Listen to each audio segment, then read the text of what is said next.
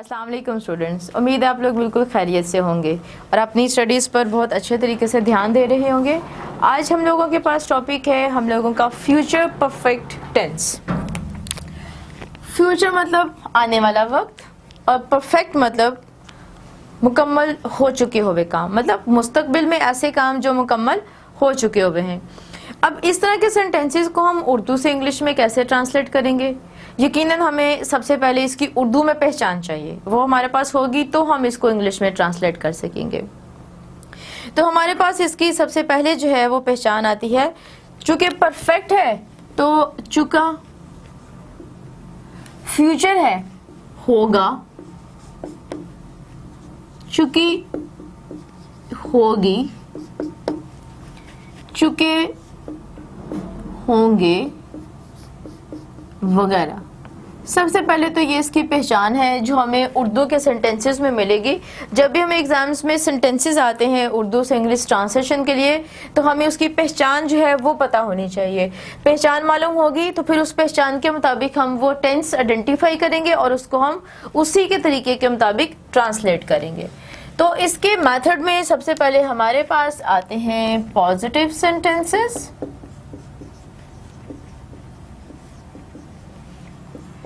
So positive sentences में हमारे पास है सबसे पहले सब्जेक्ट, उसके बाद हम इसमें चूंकि फ्यूचर है तो विल या शैल, और विल और शैल के साथ परफेक्ट के साथ आपको मालूम है कि हमेशा हैव हेल्पिंग वर्ब लगता है। तो ये चूंकि फ्यूचर परफेक्ट, तो हमें फ्यूचर को भी इसमें मेंटेन करना है और परफेक्ट को भी। और third form plus object, subject, will have, shall have, third form and then object. And students याद रखिएगा, इसमें शैल हैज या विल हैज का कोई कंसेप्ट नहीं होता है। इसमें आपके हर तरह के सब्जेक्ट के साथ हैव ही लगेगा, विल और शैल के साथ। अब हम इसको एक्सप्लेन करते हैं एक एग्जाम्पल के जरिए। बच्चों ने मिठाई खा ली होगी। तो सबसे पहले देखते हैं हमारे पास सब्जेक्ट क्या है, बच्चे। बच्चों की इंग्लिश होती है चिल्ड्रन। जी, चिल्ड्रन के साथ क्या लगेगा? विल, विल के साथ हैव, उसके बाद थर्ड फॉर्म खाना, ईट, तो उसकी थर्ड फॉर्म है eaten. Children will have eaten sweets. Children will have eaten sweets. अब इसी सेंटेंस को हम कन्वर्ट करते हैं नेगेटिव में। नेगेटिव मतलब मनफी फिक्रात।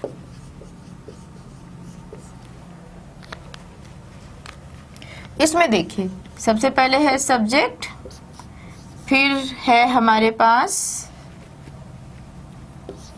विल या शैल। शैल लगेगा आई और वी के साथ और बाकी सब लोगों के साथ विल। उसके बाद है हमारे पास हैव, फिर है हमारे पास थर्ड फॉर्म और फिर है ऑब्जेक्ट। सॉरी स्टूडेंट्स, ये हम नेगेटिव सेंटेंसेस करें तो इसमें सबसे पहले विल शैल और उसके बाद नॉट, फिर आएगा हैव। अब इसी सेंटेंस को हम कन्वर्ट करते हैं नेगेटिव में। बच्चों ने मिठाई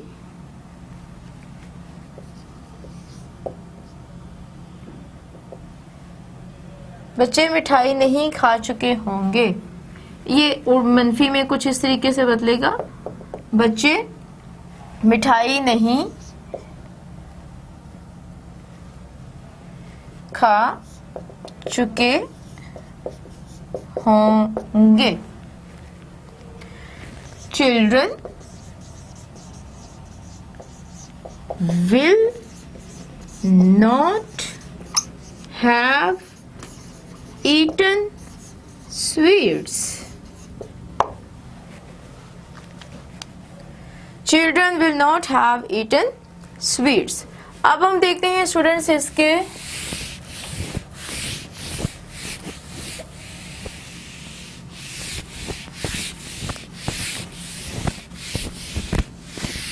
इंट्रोगेटिव सेंटेंसेस को।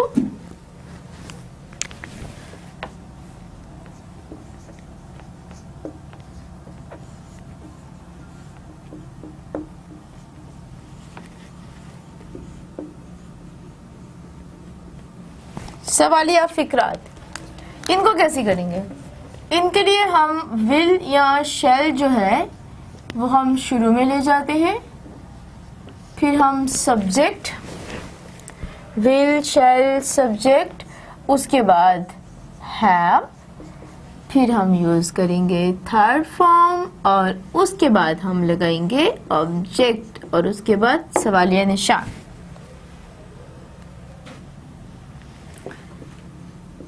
क्या बच्चे मिठाई खा चुके होंगे?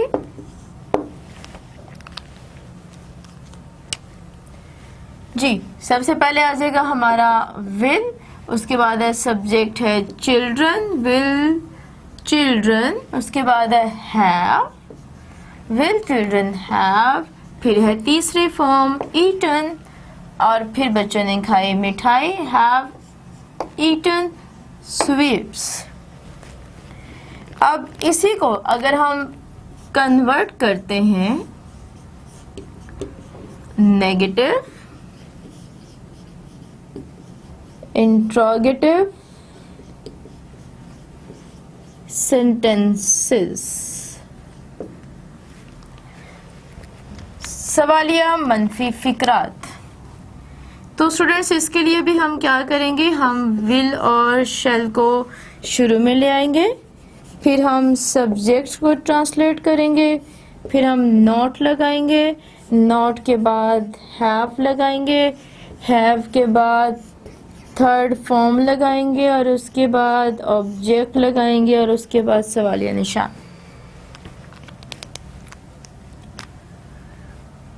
जी, सबसे पहले अब हम इसी फिक्रे को सवालिया मनफी में बदल देते हैं।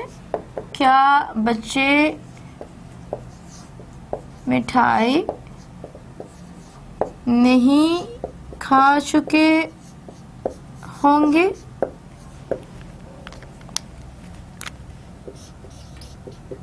Will children have eaten? Will children not have?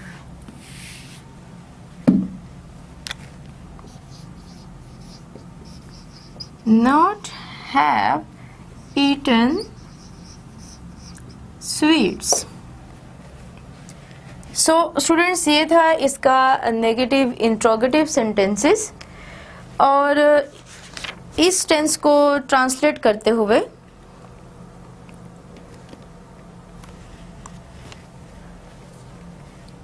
आप देख सकते हैं कि हमारे पास यहाँ पर दो हेल्पिंग वर्ब है, विल और शैल के साथ हैव जुड़ा हुआ है, लेकिन हम जब विल और शैल को ही शुरू में लेकर आ रहे हैं, हैव जो है वो अपनी ही जगह पर मौजूद है।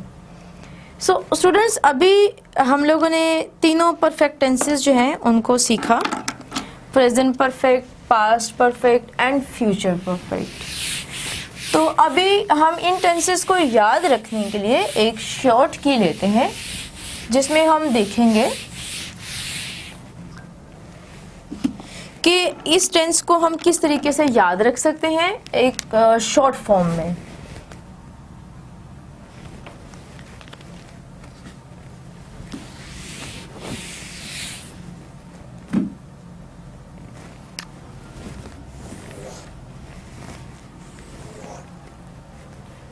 देखिए यहाँ पे हमारे पास है present,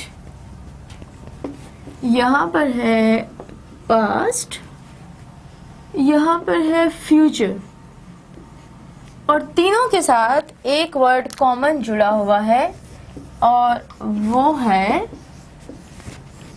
perfect. Present perfect, past perfect, future perfect. अब हम देखते हैं कि इन तीनों टेंसेस में कौन सी चीज है जो कॉमन है। देखिए इसमें सब्जेक्ट ऑब्जेक्ट, सब्जेक्ट शुरू में आता है, ऑब्जेक्ट बिल्कुल लास्ट में आता है। यही चीज हमें यहाँ पर भी मिलती है कि सब्जेक्ट बिल्कुल शुरू में और ऑब्जेक्ट बिल्कुल लास्ट पर आता है। फ्यूचर परफेक्ट टेंस में भी ऐसा ही है, सब्जेक्ट शुरू में और ऑब्जेक्ट बिल्कुल लास्ट पर। ये एक कॉमन पॉइंट है जो तीनों टेंसेस में एक जैसा ही चल रहा है। तो आप इसको एक टेंस के लिए भी याद रख सकते हैं, एक टेंस के लिए याद रखेंगे तो सबके लिए याद रहेगा। बुनियादी तौर पर ये कॉमन पॉइंट है आपके 12 के 12 टेंसेस में कॉमन, सब्जेक्ट बिल्कुल शुरू में और ऑब्जेक्ट बिल्कुल लास्ट पे। उसके बाद प्रेजेंट परफेक्ट में आप यूज करते हैं थर्ड फॉर्म, पास्ट परफेक्ट में भी आप यूज करते हैं थर्ड फॉर्म, और फ्यूचर परफेक्ट में भी आप यूज करते हैं थर्ड फॉर्म। लीजिए एक और इंटरेस्टिंग और इजी पॉइंट जिसमें आप लोगों को और ज्यादा आसानी रहेगी परफेक्ट टेंसेस को याद रखने के लिए कि प्रेजेंट परफेक्ट में भी थर्ड फॉर्म है, पास्ट परफेक्ट में भी थर्ड फॉर्म है और फ्यूचर परफेक्ट में भी थर्ड फॉर्म का इस्तेमाल हो रहा है। अब हम आते हैं इनके हेल्पिंग वर्ब्स की तरफ। प्रेजेंट परफेक्ट में हम यूज करते हैं हैज या हैव, पास्ट परफेक्ट में हम यूज करते हैं हैड, और फ्यूचर परफेक्ट में हम यूज करते हैं विल या शैल के साथ हैव। अब यहाँ से तीनों टेंसेस से आप लोगों को एक चीज ये पता चलती है कि सिर्फ थोड़ा सा चेंज है इनके हेल्पिंग वर्ब्स में। प्रेजेंट परफेक्ट के लिए हम हमेशा हैज या हैव लगाते हैं, पास्ट के लिए यही हैव की थर्ड फॉर्म आ जाती है हैड, और फ्यूचर के लिए आपको मालूम है जहां भी फ्यूचर का वर्ड होगा वहां पर हमेशा हम विल या शैल इस्तेमाल करते हैं, और चूंकि फ्यूचर परफेक्ट है तो साथ में हैव इस्तेमाल होता है। तो ये एक कॉमन शॉर्ट की है जिसके जरिए आप परफेक्ट के तीनों टेंसेस को अच्छे तरीके से याद रख सकते हो। उम्मीद करती हूँ स्टूडेंट्स ये आपको अच्छे तरीके से समझ में आया होगा। आज के लिए इतना ही, बहुत शुक्रिया। किसी भी तरह के सवाल के लिए, किसी भी तरह की प्रॉब्लम के लिए आप लोग हम लोगों से कांटेक्ट कीजिए। ट्रांसलेशन करते हुए कोई भी प्रॉब्लम होती है तो आप हमें एक्सरसाइज नंबर और उसका सेंटेंस नंबर लिख के आप हम लोगों से क्वेश्चंस पूछ सकते हैं। बहुत शुक्रिया।